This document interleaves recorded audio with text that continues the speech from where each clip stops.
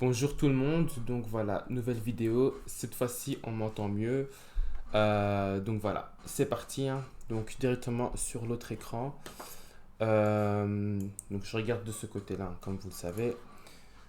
Alors, le truc, ce qui s'est passé, c'est que en soi, donc ce que je disais dans l'autre vidéo, je suis sur Ozzy Kiwi. Alors, je vous le montre dans un time frame beaucoup plus grand, ce qui s'est passé. Donc, je vais monter sur du monthly. Donc du coup, comme on peut le voir, il y a eu, je vais arranger ça comme ça, ici. Donc pas mal de réjections à ce niveau-là. Et en fait, le prix il est occupé à se retourner. Donc il part vraiment, je vais prendre mon micro un peu plus près de moi. Donc il abrique la ligne de tendance baissière. Et puis à partir du lundi 19, ben, on a pu clairement voir le bon retournement et vraiment le retest qui a été fait le 15 mai 2023. Et donc depuis le 15 mai, euh, bon, on va dire plutôt 22 mai, donc on est vraiment sur du weekly. Donc le 15 c'était vraiment la fin ben, de la tendance baissière, donc le moment où ça a retouché la ligne de tendance comme on peut le voir ici. Et après, ben, à partir du 22 mai, il y a eu cette hausse. Donc du coup, moi, c'est ce que j'ai essayé de faire ici, de catch la hausse. Donc ici, de nouveau, j'ai pu mentionner la fin d'une tendance baissière et je cherchais vraiment à prendre la tendance ben, haussière. La ligne daily ici, où il y a plusieurs touches. Donc notamment ici, ici et donc une plus petite là. Je vais essayer de zoomer. Alors, Ups, donc en fait, elle est un petit peu cachée, mais en gros, elle est vraiment ici. Donc je pense que comme moi je le vois, vous devrez en principe le voir aussi. Mais en gros, voilà, c'est ici quoi. Donc du coup,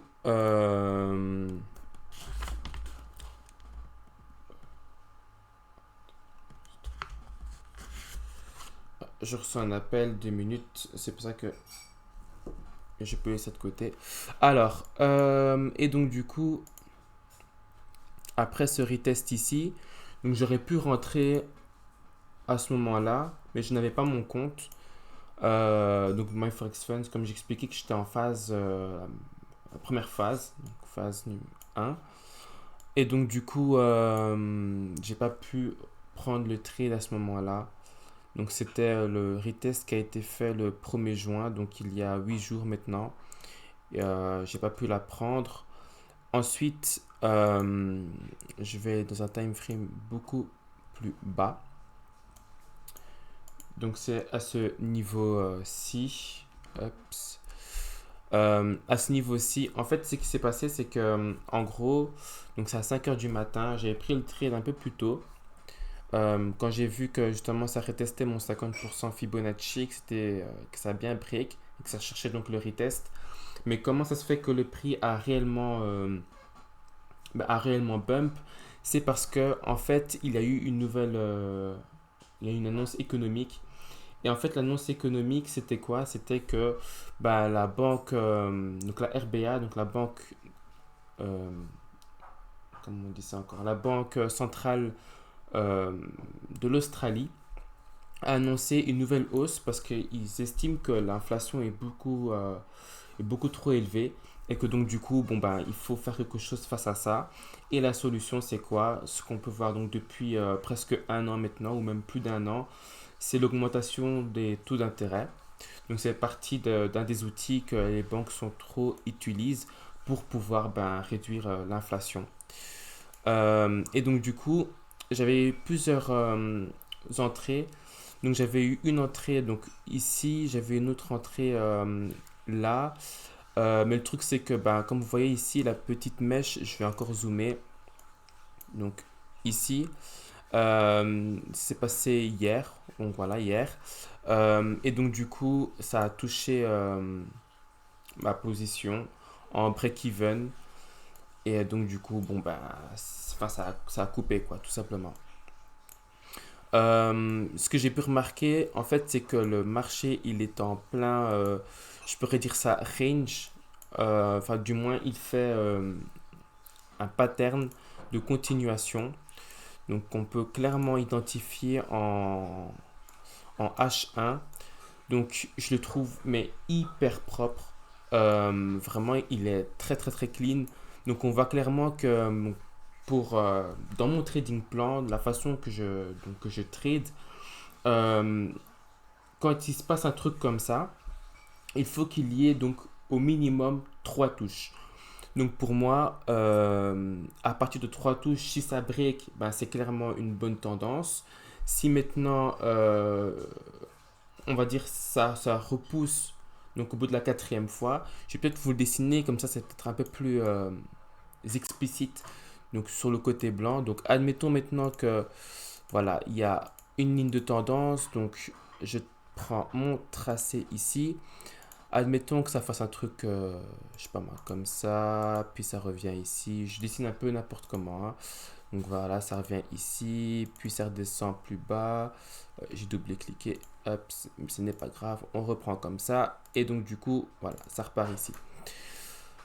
Alors, quand je vois quelque chose dans ce style-là, donc admettons qu'on est sur, peu importe en fait le time frame. Donc si vous êtes quelqu'un qui par exemple scalp, vous pouvez le faire pareil. Si vous êtes quelqu'un qui fait de l'intraday, également aussi pareil. Si vous êtes quelqu'un qui fait du swing, pareil également aussi. Bon, après, pour les personnes qui sont plus sur du long terme, bon, là, à l'occurrence, c'est des devises. Après, libre à chacun de prendre des positions vraiment sur des time frames beaucoup plus hauts que le swing. Donc à ce moment-là, ça serait plus des trades de plusieurs mois. Mais bon, ce n'est pas le sujet.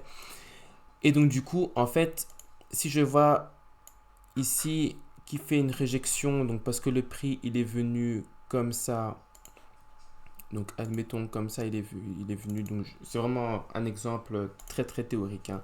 Donc voilà, le prix il vient, hop, il touche ici et il descend. Ok. Pour moi, ça, je ne rentrerai pas dessus parce que j'ai pas assez d'informations. Ensuite, le prix il revient un peu plus tard et donc plus bas que l'autre et donc reject. Pour moi, c'est toujours pas une information. Ensuite, il y a donc une troisième fois. Et là, je me dis, ah, ok, il y a déjà une troisième fois.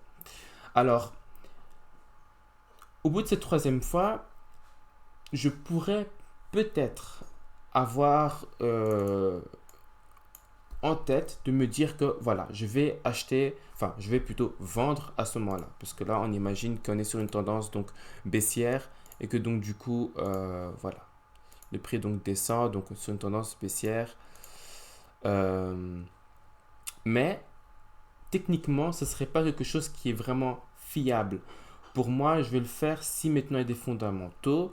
Donc si maintenant je pourrais donc avoir en tête de le faire s'il y a des fondamentaux. Admettons par exemple que la paire aurait été inversée ou même que la situation aurait été différente. Admettons que donc à la place du kiwi, donc néo-zélandais, enfin à la place du dollar australien, donc Aussie, bah, l'annonce aurait été au niveau du dollar néo-zélandais. Donc la RBNZ dit voilà, maintenant on augmente d'un coup de 75 points de base, ce qui est énorme. Si maintenant je vois que le prix est ici et que y a cette annonce là qui vient d'apparaître, là je pourrais bah, me dire ok, je prends ma position ici en short, je la mets au-dessus donc de l'autre et donc du coup je short, admettons, on va dire, je ne sais pas moi, quelque chose comme ça. Bon, bien sûr, le RR n'est pas correct. C'est vraiment un exemple que je donne là maintenant, hein. Et c'est pas garanti non plus que mon TP est là. Il faudrait vraiment que je regarde alors ce qui s'est passé du côté gauche pour vraiment déterminer mon TP. Également, si mon stop loss par rapport à ici. Enfin, il y a beaucoup de choses que je mets en considération, mais là, c'est juste expliqué assez rapidement. Mais donc, voilà. En revanche, quelque chose où il n'y a pas forcément de fondamentaux qui va rentrer en jeu, mais où je pourrais vraiment prendre mon trade, Bien sûr, il y a toujours des fondamentaux, mais pas des fondamentaux vraiment où il y a un gros impact sur le marché. Donc, admettons maintenant que et on dit juste que voilà, je ne sais pas moi, euh, quelque chose comme le GDP, donc le PIB. Bah là, par exemple, je vais pouvoir me dire, ok, je me positionne parce que bon, voilà, il y a eu par exemple la news du PIB qui est ici euh, qui a été par exemple positif pour le dollar néo-zélandais. Donc moi je cherche un short parce que pour moi je vois déjà une, deux, trois et donc du coup je cherche que à un moment que ça revienne sur la ligne de tendance qui est donc ici. Et donc du coup bon ben j'attends que le prix remonte tranquillement pour justement atteindre quelque part sur la ligne, de voir mes confirmations au niveau du RSI par exemple, si je vois une divergence, si également si ma ligne Fibonacci, si ça tombe sur une des lignes, un des pourcentages plutôt Fibo, donc que j'ai ici, donc admettons que je le retrace, donc je vois par exemple que le prix est venu d'ici à là, je pourrais très bien me dire, je prends ma ligne Fibonacci, que je trace comme ça, à ok, 50% Fibo, euh, 50% Fibo plus ma ligne de tendance plus mon RSI, ça me donne donc trois confirmations qui est donc plutôt bien. Je vois que ici, bon, peut-être que à un moment il a pu toucher mon 61% Fibo. Je pourrais très bien me dire, ok, je me positionne dessus comme ceci. Donc du coup, je me mets légèrement au-dessus de mon previous lower high, qui est donc ici, donc le lower high, donc le bas plus haut. Donc ici, il y a le bas plus bas, le bas plus haut, puis c'est le bas plus bas, puis bas plus haut, puis bas plus bas, et ainsi de suite. Mais en français, c'est un peu bizarre de le dire. Là, c'est souvent, on le dit en anglais. Et donc, du coup, je me positionne donc de cette façon-là. Et bien sûr, je fais toujours attention à ce que mon RR soit... bon, ça, c'est ma propre règle, hein, mais souvent, on dit aussi un RR de 3. Donc, risquer minimum 1 pour 3. Donc si je perds un, mais si je gagne 3. Donc c'est vraiment pour mes probabilités personnelles. Donc ce serait quelque chose de ce... quelque chose comme ça en fait. C'est ma façon de trader tout simplement. Ensuite, pour vraiment venir dans l'exemple donc mentionné ici, c'est un petit peu pareil. Donc ce qui a pu se passer, c'est que donc j'ai eu une fois, deux fois, trois fois ma confirmation, mais le prix à break. Donc ici, on voit clairement que le prix, je vais prendre la petite lunette, mais au final, je vais le faire comme ça manuellement. Donc c'est contrôle et puis la petite roulette. On voit clairement ici que en fait le prix a break la ligne, a fait un retest, donc a retouché la ligne de tendance et puis a continué. Et donc du coup, ça signifie que le marché change de direction et on n'est plus dans cette tendance baissière, mais maintenant officiellement dans une tendance haussière. La ligne bleue que je mets ici est donc mon premier TP. Mon premier TP, pourquoi? Parce que bah, c'est un TP qui est donc direct, qui va donc directement à ce prix-là. Enfin, je suppose, hein, on n'est jamais sûr. Ça peut très bien prendre du temps. Euh, donc voilà. Mais moi, en fait, parce que mon trade est sur un time frame beaucoup plus haut, je me permets de mettre mon TP aussi beaucoup plus haut. Je sais que ici il y a une longue tendance baissière qui a été break, puis c'est monté dans une tendance haussière, mais de nouveau sur une tendance baissière. Et donc du coup, en fait, pour moi, il y a donc une possibilité de mettre un TP donc ici et un TP donc qui est sur un time frame sur du temps beaucoup plus long, donc à ce niveau là. Et donc du coup, c'est ça mon target final. Donc au niveau de mes trades, comme j'ai pu l'expliquer à tantôt, j'avais donc plusieurs trades, dont un en break-even. En fait, c'est plutôt deux en break-even. Un où j'ai perdu quelque chose comme 0, je pense 1 ou 2%. Donc moi, ce que je risque de base, c'est 0,5%. Donc là, je regarde un petit peu sur mon MetaTrader 4, ce qui, enfin, la perte. de ce moment-là. Donc c'était de 0,230. Donc euh, encore, enfin c'est un quart d'un pourcentage, ce qui est vraiment rien, sachant que de base je risque 0,5%. Donc j'ai quand même trade mes stops comme il fallait. Donc trade, ça veut dire que j'ai pu rapprocher mon stop loss parce que le marché avait donc continué dans la direction que je voulais, mais que je ne pouvais pas mettre à break-even parce que enfin, je voulais laisser encore un peu d'espace et tout simplement ça a touché mon stop loss malgré l'espace. Et donc du coup, voilà, donc là pour l'instant c'est une vidéo assez courte, enfin assez courte quand même, d'un quart d'heure, juste pour dire que pour moi il y a une bonne possibilité ici. Et donc du coup, toujours en attente. J'espère que vous avez quand même pu avoir une idée des trades qui peuvent être mis en place. Dans une vidéo prochaine, je pourrais expliquer comment je fais pour avoir également aussi une analyse fondamentale, où j'ai également aussi pu voir que la RBA, donc Aussie, les Australiens ont pu donc dire justement que ils augmentent les taux d'intérêt.